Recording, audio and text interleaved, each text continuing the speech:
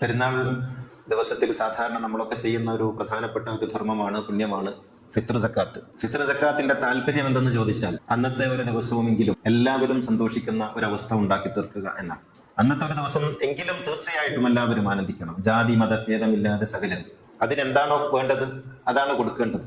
അതൊരു കാലത്ത് ധാന്യമായിരുന്നു, അരിയായിരുന്നു. പക്ഷെ ഇന്ന് അരിയല്ല. അബൂ ഹനീഫ ഇമാം പറയുന്ന ഒരു കാര്യം വളരെ പ്രസക്തമാണെന്ന് എനിക്ക് തോന്നുന്നു. അദ്ദേഹം പറയുന്നത് എന്താണോ സമൂഹത്തിന് ആവശ്യമായിട്ടുള്ളത് അത് കൊടുക്കണം എന്നാണ്. അരിയാണെങ്കിൽ അരി, ഗോതമ്പാണെങ്കിൽ ഗോതമ്പ്, വസ്ത്രമാണെങ്കിൽ വസ്ത്രം, മരുന്നാണെങ്കിൽ മരുന്ന്. ഇനി അതൊന്നുമല്ല, ക്യാഷ് ആണെങ്കിൽ ക്യാഷ്. എത്രയാണ് കൊടുക്കേണ്ടതെന്ന് ചോദിച്ചാൽ അതിന് സാധാരണ നമ്മൾ പറയാറുള്ളത് 2.5 കിലോ അരിയുടെ കാശ് എന്നാണ്. അതൊരു കണക്ക് എന്നുള്ള നിലക്കാണ്. അതിനെ ആളുകൾ ഇങ്ങനെ 2.5 കിലോ അരി തൂക്കിയിട്ട് അതിന്റെ ഒരു മണി കൂടി പോകാൻ പാടില്ല, കുറഞ്ഞു പോകാൻ പാടില്ല എന്നൊക്കെ കരുതി. അങ്ങനെയൊന്നുമില്ല. 2.5 കിലോ അരിയുടെ കാശ് എന്ന് പറയുന്നത് സാധാരണ നിലക്ക് കണക്കാക്കപ്പെടുന്ന ഒരു കണക്കാക്കൽ മാത്രമാണ്. അതാണ് അതിന്റെ പരമാവധി എന്ന് വിചാരിക്കേണ്ട.